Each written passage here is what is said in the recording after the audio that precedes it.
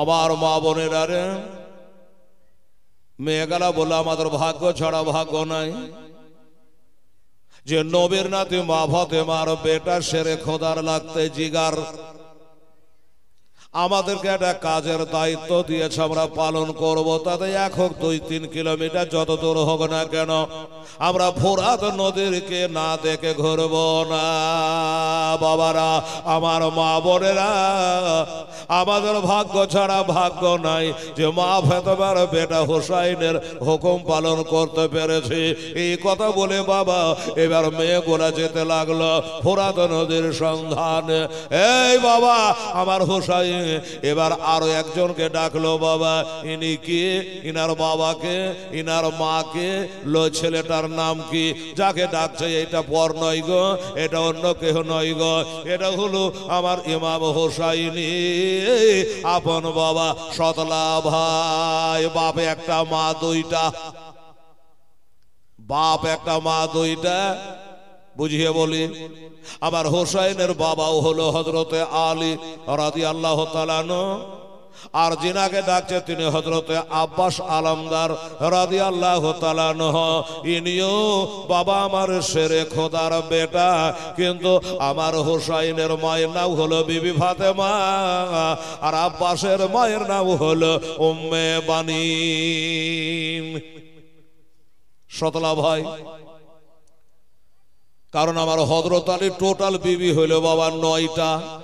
মনে রাখবেন, আমার বয়স্ক বাবারা চাই তখন গল্প টল্প হবে। কেউ যদি আপনাকে জিজ্ঞাসা করে যে হ্যাঁ মমিন টলার লোক হিলালকে ডাকে যে জীবনী করেন, তো বল দেখি তোরা কেমন শুনলি। হযরত আলী বিবি কয়টা যদি বলে, আর যদি বলতে না পারেন বলবে তাহলে তোরা জীবনী শুনিসনি। কথার কথা বলছি, বিবি হলো টোটাল 9টা। তবে আমার খাতুনে জান্নাতের বা হায়াতে থাকা পর্যন্ত একটাও বিয়ে হয় নাই। কারণ আমার নবী বলেছিলেন বিনতে রাসূলিল্লাহ ও বিনতে আদবিল্লাহ মাকানান ওয়াহিদান আবাদা।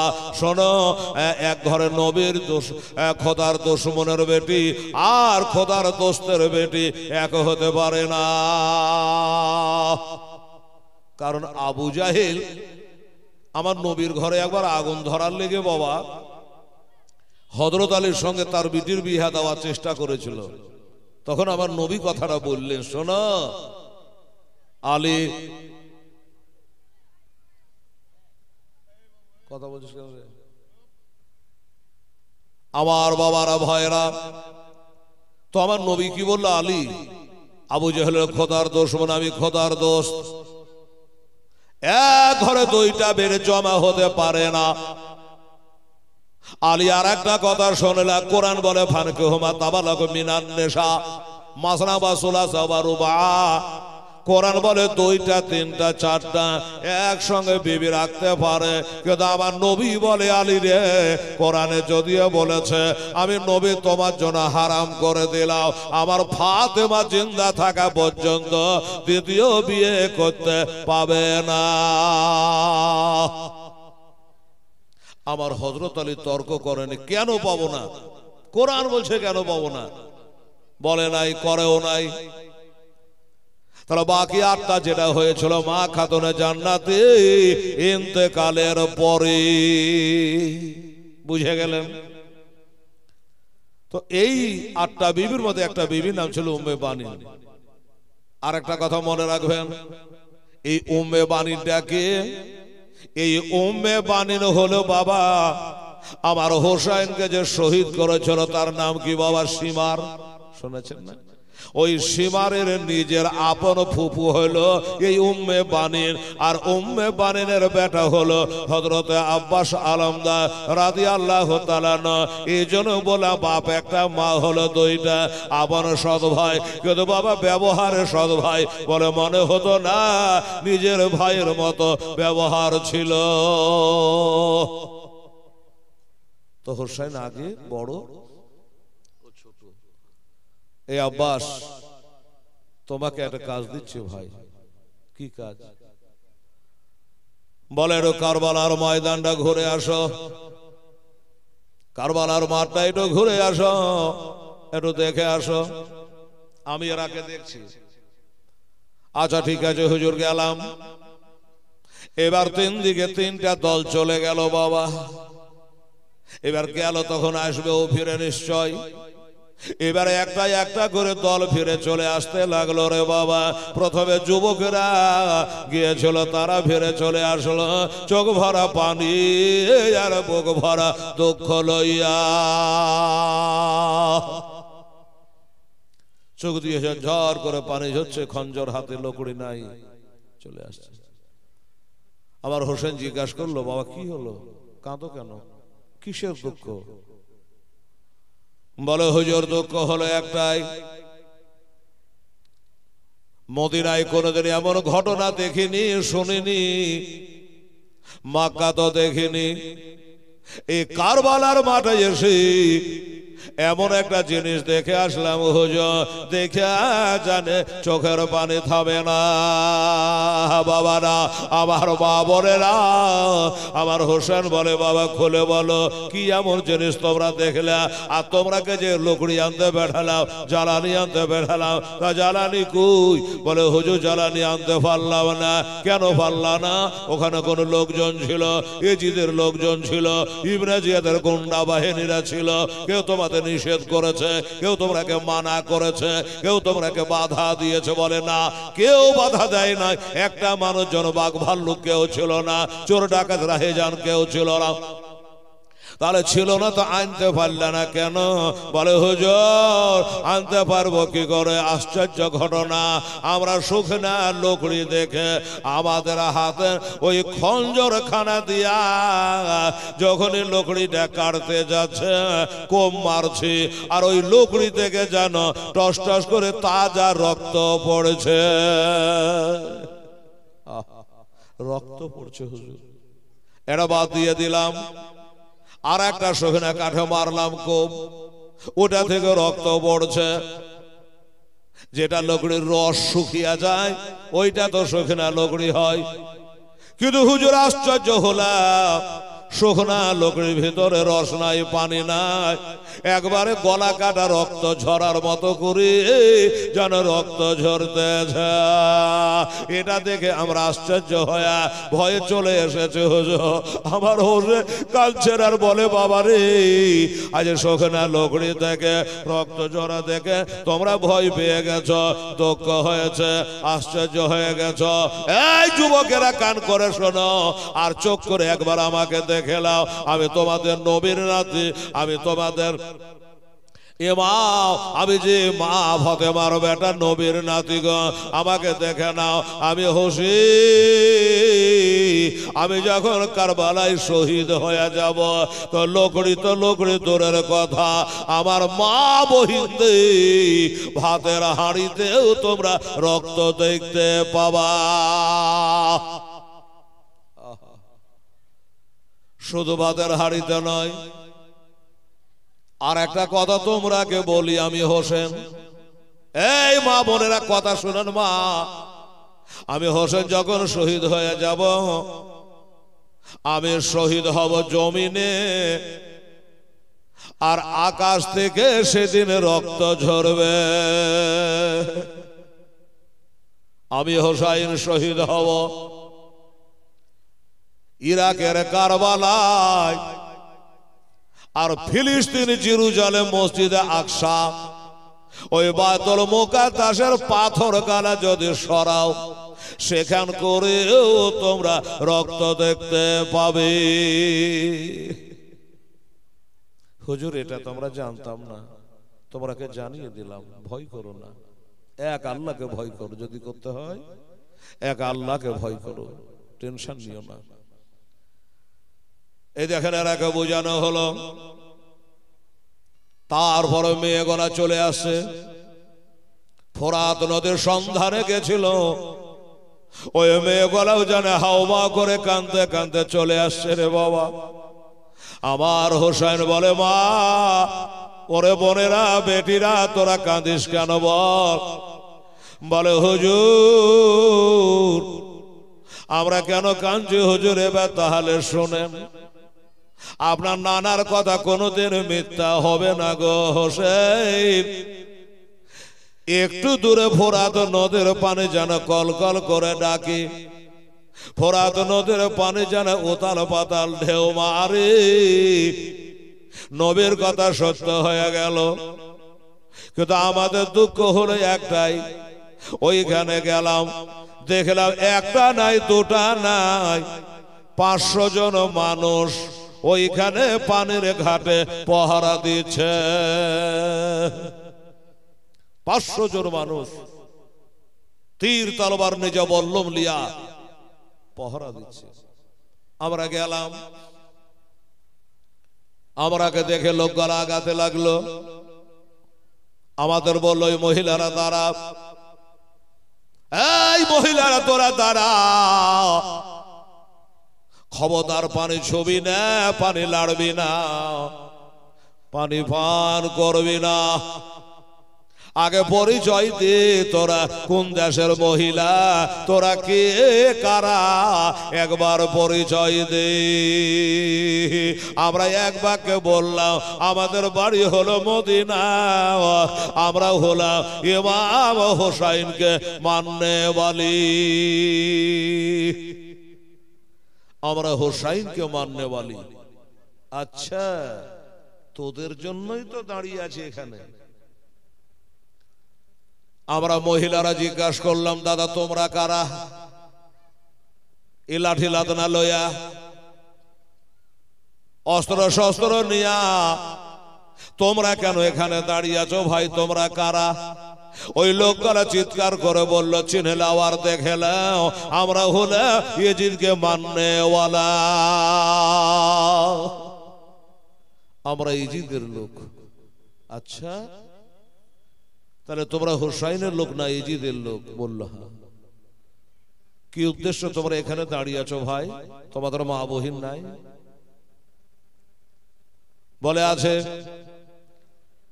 আমরা দাঁড়িয়ে আছি বাদশার ওয়ার্ডারে, ইয়েজিদের ওয়ার্ডারে।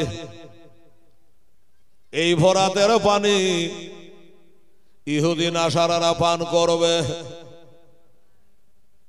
এই পানি পশু পাখি পান করবে। আমাদের হুকুম করা হয়েছে এই পানি যেন নবীর বংশ পানি না পায়, এই পানি যেন নবীর বংশকে না দেওয়া হয়। ইয়েজিদ ভালো লোক ছিল বলছেন আপনি, দেখেন। তাই হুজুর কি করব, পানি বিহানে কাম চলবে না, পানি না হলে ওযু হবে না, পাক পবিত্র হওয়া যাবে না, পানি না হলে খাওয়া পান করা হবে না।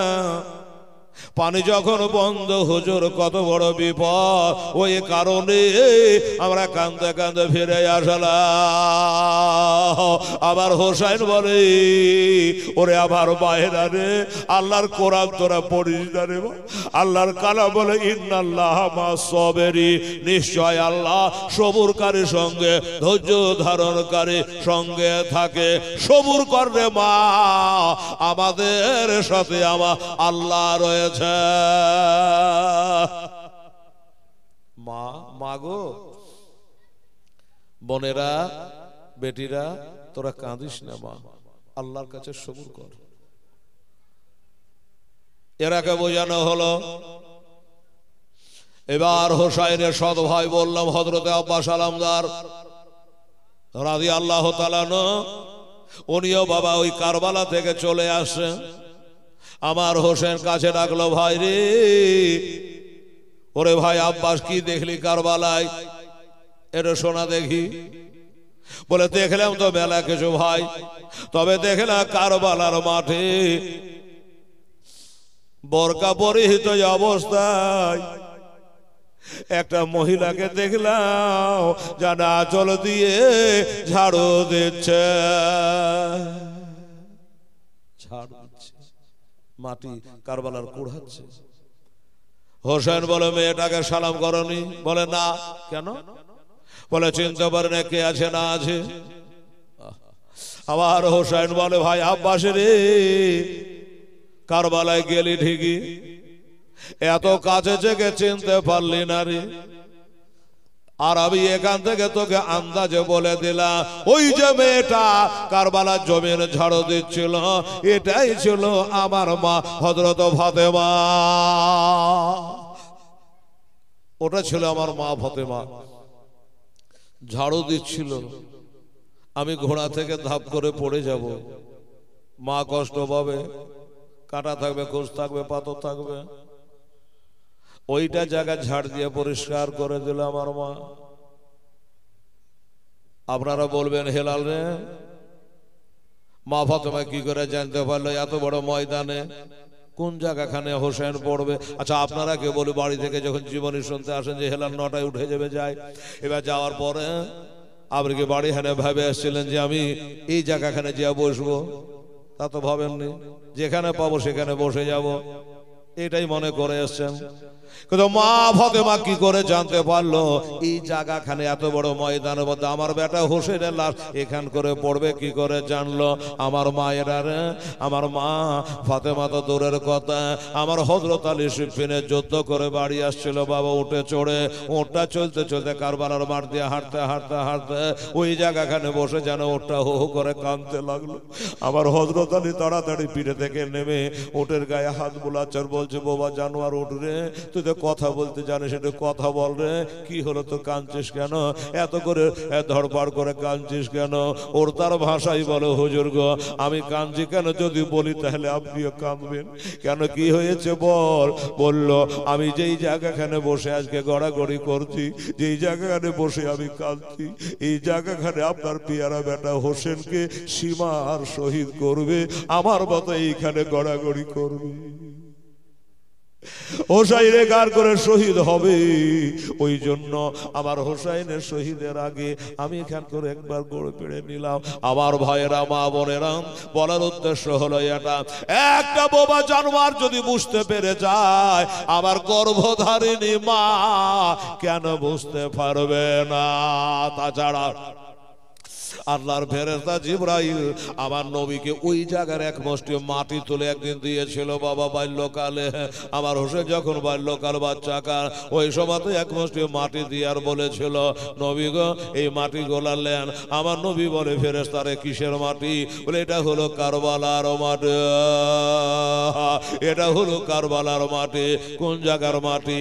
ইয়া রাসূলুল্লাহ, যেখান করে আপনার নাতি হুসাইনকে শহীদ করা হবে, ওই শহীদ গায়ে এর মাটি সোনার থেকেও খাঁটি। হুজুর মাটি গেলালেন, একটা সাদা বোতলে ভরে রাখবেন। এই মাটিগুলা যেদিন দেখবেন রক্তের আকার ধারণ করেছে, লালে লাল হয়ে গেছে, সেদিন জানবেন আপনার নাতি হোসেন কারবালায় শহীদ হয়ে গেছে। মাটিগুলা নিলেন, আমার নবী পাক সাহেবে লাউলাক 11টা বিবি আমি বলেছিলাম আপনাদের বাবা, ওই মাটিগুলা নিয়ে একটা বিবিকে নবী ডাকলেন। এই বিবিটার নাম হযরত উম্মে সালমা রাদিয়াল্লাহু তাআলা আনহা। এই বিবি উম্মে সালমা, এদিকে আসো। আরো বিবি আছে, কাউকে ডাকলেন না? উম্মে সালমাকে ডেকে বলল, এই মাটিগুলা নাও আর একটা সাদা বোতলের মধ্যে ভরে রাখো। আমার মা বিবি উম্মে সালমা জিজ্ঞাসা করে, ইয়া রাসূলুল্লাহ, ইয়া হাবিবাল্লাহ, এই মাটিগুলা কোথাকার মাটি গো? বলল, এই মাটিগুলা হলো ইরাক দেশের কারবালার মাটি। এই মাটিগুলো একটা বোতলে ভরে রাখো, যেদিন তুমি দেখবা এই মাটিগুলা রক্ত হয়ে গেছে, রক্তে বোতল ভর্তি হয়ে গেছে, সেদিন জানবাই আমার নাতি হোসেন ইসলামের জন্য কারবালায় শহীদ হয়ে গেছে। বাবারা, আমার মা বোনেরা, ওই মাটিগুলা নিয়ে একটা সাদা বোতলে ভরে রাখলো। বাবা, একটা কথা, বিবি তো আরো ছিল, বিবি হাফসাকে দিতে পারত, বিবি সাউদাকে দিতে পারত, বিবি জৈনবকে দিতে পারত, কিন্তু নবী দিলেন না। কেন? কেন হলো এটাই, আমার নবী জানে আমার হোসেন যখন 56.5 বছর বয়সে শহীদ হবে কারবালা, ওই সময়তে আমার কোনো বিবি বাঁচা থাকবে না, সব ইন্তেকাল করে যাবে, একটাই থাকবে, নাম তার উম্মে সালমা, উনি বেঁচে থাকবে। এই বাবা এই জন্য ওনাকে দিয়েছিল। ও মুসলমানেরা, অনেকে বলে নবী দেওয়ালের পিছে কি আছে জানে না। নবী কত বড় গায়ে পাতানেওয়ালা, কত বড় ভবিষ্যতের বক্তা, মকবরের সদিক নবী আমার জানে আমার হোসাইনে শহীদের সমাধি আমার কোনো বিবি বেঁচে থাকবে না, আর থাকলে না থাকবে, যদি না থাকে তাহলে তারাকে দেওয়া না দেওয়া সমান, আর যে বেঁচে থাকবে বেঁচে থাকলে না দেখবে। তাই বিবি উম্মে সালমাকে দেওয়া হয়েছিল। বুঝে গেলেন? তো এইভাবে সবাই ফিরে চলে আসলো। যাই হোক, মহরমের 8 গেল, 9 গেল, 10 তারিখে যুদ্ধ হয়েছিল কারবালায়। সব বলা যাবে না বাবা, আমার মা বোনেরা এরা এত বড় গাদ্দার ছিল রে বাবা।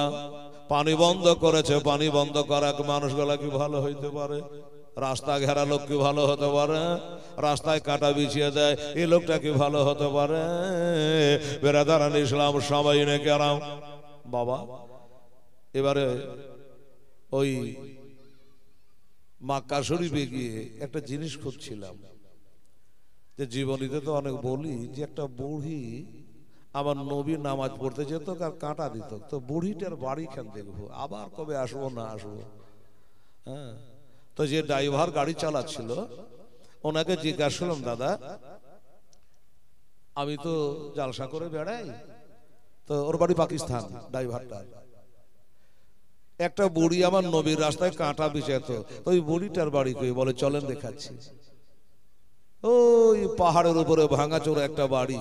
শুনেছিলাম একটা বাবলার গাছ ছিল, বলে গাছকে এতদিন থাকবে, একটা ডাল পড়ে আছে, পাশে একটা মসজিদ, বলে এই মসজিদটাতে নবী নামাজ পড়তে ঢুকতেন, আর বুড়ি এই রাস্তাটায় কাঁটা দিত, তাকিয়ে দেখলে হয়তো নবীজি এই রাস্তা দিয়ে যেতেন আর কাঁটা দিতেন। ও মুসলমানেরা, আমার ভাইয়েরা রে, আমার মায়েরা রে, এমনি করে রাস্তায় কাঁটা দেওয়া, ওর বাড়িতে কেউ দোয়া করে না, তাকে গালি দেয় যে বুড়ি এই কাজ করেছে। বাবারা, আমার মায়েরা আর মাহাল এবার বাড়িতে গিয়ে সবাই কান্নায় ভেঙে পড়ে, এই বাড়িতে নবী বাস করেছে। বুঝাবার লেগে বলছি আপনাদের বাবা গো। তাহলে বলুন, আমার ইমাম হোসেন রাদিয়াল্লাহু তাআলা আনহু চিন্তা করলো, পানি তো তারা বন্ধ করে দিয়েছে আল্লাহ, এবার তাহলে কি হবে? আমার দলের মধ্যে ছেলে আছে, মেয়ে আছে, ছোট আছে, বড় আছে, আমাকে নেতা বলে সব মেনেছে। আমার হোসেন বলেছিল, হাসান বানু, শাহর বানু, উম্মে রুবা, উম্মে লাইলা, এই আমার আত্মীয় স্বজনেরা তোমরা সবাই চলে যাও, চলে যাও। আমার সাথে এই জিদের ঝগড়া, আমি তার হাতে হাত দিয়ে বায়াত হই নাই, আমার ওপর রাগ আছে, তোমরা সবাই চলে যাও। তারা বলেছিল, হুজুর আমরা জীবন জৈবন আপনাকে সঁপেছি, স্বামী বলে আপনাকে স্বীকার করেছি, আপনার পদতলে আমাদের বেহেশত, আমরা জীবন দিয়ে দিতে পারি, আমরা নবীর নাতি হোসেনকে আমরা ছাড়ব না। হুজুর আমরা আপনাকে ছেড়ে যাব না। তাই মহব্বতে ছিল আমার মা বোনেরা। এবার বাইরে তলোয়ারটাকে বার করে নিয়া দাড়ি মোবারকের কাছে লাগিয়ে আমার হোসেন একটা চিন্তায় টেনশনে পড়ে আছে বাবা। চিন্তাটা কি? সে চিন্তাটা হলো আল্লাহ পাক রব্বুল আলামিন, আমার দলে ছোট ছোট ছেলে আছে, মেয়ে আছে, আত্মীয় স্বজন আছে, ঘর আছে, পর আছে, আমার কাছে যদি এসে বলে আপনি আমাদের নেতা, আমাদের আশা পূর্ণ করে, আপনি আমাদের মালিক, আমাদের আশা পূর্ণ করে, আপনি আমাদের ইমাম, আমাদের একটু পানি পান করা, এই কথা যদি বলি তাহলে আমি পানি দিতে পারবো না, তাইলে কত বড় বিপদ হয়ে যাবে। বাবারা, আমার মা বোনেরা গো, হঠাৎ মুখের কথা জবানে জারি, ওই ডেরার ভিতর থেকে আল্লাহ রব্বুল আলামিন বুধবার গেল, বৃহস্পতিবার গেল, শুক্রবার এলো, এবার ডেরাতে হাহাকার পড়ে গেছে রে বাবা। বাচ্চা বাচ্চা ছেলেরা পানি পানি করে তারাই তারাই করছে, কারবালার বাড়িতে গড়াগড়ি করছে রে রে বাবা। ও বাবারা, মায়েরা ছেলেরাকে বোঝাচ্ছে, মেয়েরাকে বোঝাচ্ছে বাবা, কিন্তু একটা ছেলেকে বোঝানো যাচ্ছে না। বলবেন হেলাল রে, ওই ছেলেটা কি? ওইটা হলো 6 মাসের বাচ্চা, নাম তার আলিয়া সাগার রাদিয়াল্লাহু তাআলা। মায়ের কাছে পানি চাই, মা পানি দাও, পানি দাও। আল আতাশ করে শুধু পানি চায়। জিহ্বা খানা বার করি বাবা আম্মাকে দেখা, মা একটু পানি দাও। বলছে ব্যাটারি পানি নাই, এই জন্য নাই। ফোরাত নদী বোঝাই পানি আছে রে বেটা। ইজিতে দল পহরা বসিয়েছে, পানি বন্ধ করে দিয়েছে, পানি দেবে না। ছেলের সাথে কথা কইছে, মা 6 মাসের বাচ্চা কিলবিল কিলবিল করছে পানির জন্য রে বাবা। মা বলছে বেটারে, তোর বাপ একটা চিন্তায় পড়েছে, তোর বাপকে আমি চিন্তায় এখন ফেলাতে পারবো না, আমি পানি চাইবো না। আমি মা এর চেষ্টা করে দেখি। এবার মা স্তনে লাগালো, মা দুধ পান করাতে লাগালো। ও মুসলমানেরা, মার মতো দরদি কে আছে রে বাবা? এবার যখন ডান স্তনে লাগালো, মায়ের স্তন চুষে চুষে চুষে চুষে পাতলা পাতলা ঠোঁটগুলো যেন আগুনের মতো গরম হয়ে গেল। এক ফোঁটা দুধ বের হলো না। আবার ঘুরিয়ে বাম স্তনে লাগালো, এক ফোঁটা দুধ বের হলো না। মা স্তন চুষে ঠোঁট দুটা গরম হয়ে গেছে, শুকায় গেছে, জিহ্বা শুকিয়ে গেছে। মা পিয়াসা নিবারণ হলো না। মা তখনও আমার হোসাইনের কাছে যায় নাই। মা একটু চেষ্টা করে, আল্লাহ আমার স্বামীকে এখন আমি বলতে যাব না। হ্যাঁ, যেটা চেষ্টা করে দেখেন, আমি বলতে যাব না, একটু চেষ্টা করে দেখি না। হাইরে দরদিনী মা। এবার মা বাচ্চাকে হাতের উপর করে নিয়া নিজের জিহ্বা বার করে দিয়ে, জননী মা জিহ্বা খানা বার করে দিয়ে বেটাকে চুষাতে লাগলো। এই মাকে গাল দেওয়া যাবে? এই মাকে কড়া কথা বলা যাবে? এই মায়ের দিকে চোখ লাল করে তাকানো যাবে? বাবা ক্ষমতা জোড়হাত করে বলে, জাহান্নাম ছাড়া উপায় নাই রে বাবা। মা দিকে যে চোখ লাল করে তাকাই, মাকে যে কষ্ট দেয়, এর ঠিকানা দোজখে। আমার নবী তাকে সাফায়াত করবে না। নবী বলেছেন, লার জান্নাতা তাহাতা দাবি উম্মাহাতুকুম, সন্তানেরা রে, ছেলেরা রে, তোদের জান্নাত হলো তোর বাপ মার পদতলের। বাবা রাজি, মহারাজি, আমার আল্লাহ রাসূল হবে রাজা।